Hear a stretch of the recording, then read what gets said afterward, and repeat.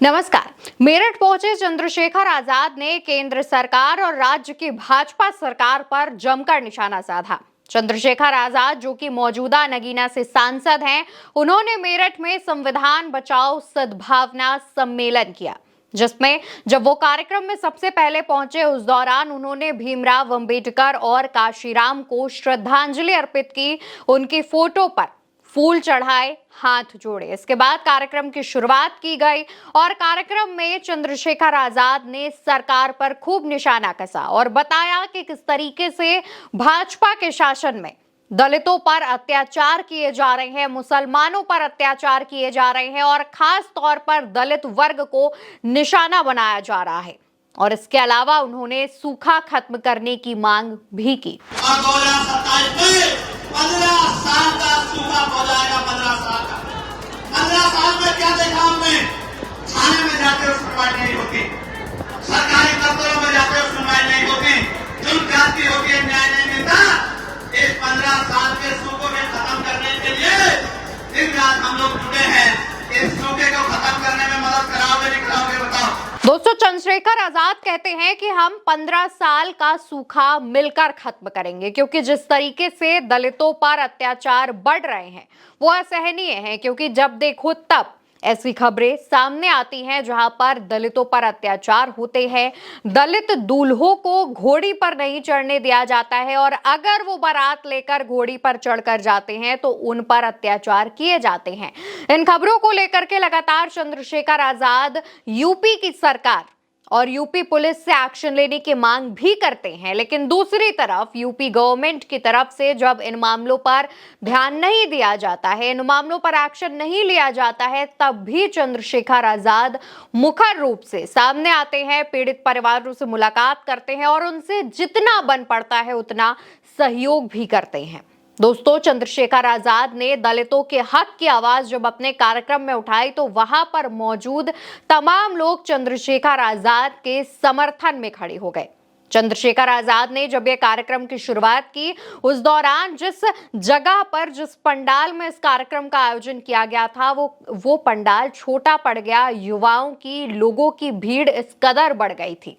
चंद्रशेखर आजाद मंच से लगातार सिर्फ एक ही बात कह रहे थे कि इतनी गर्मी है, इतनी गर्मी में सर से लेकर पैर तक पसीने से तरबतर लोग हमें सुनने आए हैं। इसका मैं तहे दिल से शुक्रिया करता हूं। और वो लगातार मेरठ में जो चंद्रशेखर आजाद की पार्टी, आजाद समाज पार्टी के कार्यकर्ता हैं, उनका और मेरठ वासियों का लगातार शुक्रिया कर रहे थे, लगातार कह रहे थे कि आप सब की वजह से मैं हूं। इसके अलावा उन्होंने कोतवाल धन सिंह गुर्जर को भी याद करते हुए उन्हें भारत रत्न देने की मांग की और न सिर्फ भारत रत्न बल्कि सेना में गुर्जर रेजिमेंट बहाल करने की भी मांग की और इसके अलावा उन्होंने चमार रेजिमेंट बनाए जाने की मांग भी की। उन्होंने कहा कि सेना में चमार रेजिमेंट और गुर्जर रेजिमेंट भी होना चाहिए और इसको लेकर के चंद्रशेखर आजाद ने जब मांग की तो वहां पर चंद्रशेखर आजाद को सुनने के लिए जो युवा मौजूद थे वो काफी ज्यादा उत्साहित भी दिखे। इस दौरान दोस्तों, इस कार्यक्रम में चंद्रशेखर आजाद ने अपने ऊपर साल 2017 में हुए एक घातक हमले को भी याद किया, जिसमें कहा कि आज ही के दिन मेरा एनकाउंटर कराने की कोशिश की गई थी, लेकिन इन सब से मैं डर के पीछे हटने वाला नहीं हूं। मेरे साथ आपकी ताकतें हैं और अगर वो जो एनकाउंटर कराने की कोशिश की गई थी, वो हमला कराने की कोशिश की गई थी, अगर वो सफल हो जाता तो उन्होंने जनता से सवाल पूछा कि तो बताइए फिर आप मेरे जैसा दूसरा चंद्रशेखर आजाद कहां से लाते। चंद्रशेखर आजाद ने जब ये सवाल पूछा तो वहां पर मौजूद सभी लोग उन्हें शांति से सुन रहे थे। चंद्रशेखर आजाद ने कहा कि सरकार ने मुझ पर गोलियां चलवाई, लाठियों से पीटा, मेरे नाखून तक उखाड़े गए। मैं अपने ऊपर हुए जुल्मों को भूल सकता हूं, लेकिन देश के लोगों पर हुए अत्याचारों को मरते दम तक नहीं भूलूंगा। चंद्रशेखर आजाद लगातार जब लोगों की हक की आवाज उठाते हैं, उन्हें दलितों का नेता कहा जाता है, लेकिन वो सिर्फ दलित जाति तक सीमित नहीं है, वो हर इंसान के हक की आवाज उठाते हैं जिस पर अत्याचार किया जा रहा होता है। और लगातार चंद्रशेखर चंद्रशेखर आजाद भी यही बात कह रहे हैं कि किसी भी मानव पर, किसी भी इंसान पर अगर अत्याचार होगा तो चंद्रशेखर आजाद उस आवाज को उठाएंगे और उसके हक में खड़े होंगे। हालांकि इससे पहले चंद्रशेखर आजाद जब एक कार्यक्रम के दौरान बागपत गए थे, तब वो लोगों को संबोधित करते हुए वहां भावुक भी हुए। उन्होंने कहा कि जिस तरीके से मेरे ऊपर लगातार सरकार मुझसे और मेरे साथ खड़े लोगों से डर कर मुझ पर हमला कराने की कोशिश करती है, उन हमलों से मुझे आप बचाते हैं, आपकी दुआएं बचाती हैं। और इस तरीके से अपने ऊपर हुए हमलों को याद करते हुए चंद्रशेखर भावुक भी दिखे।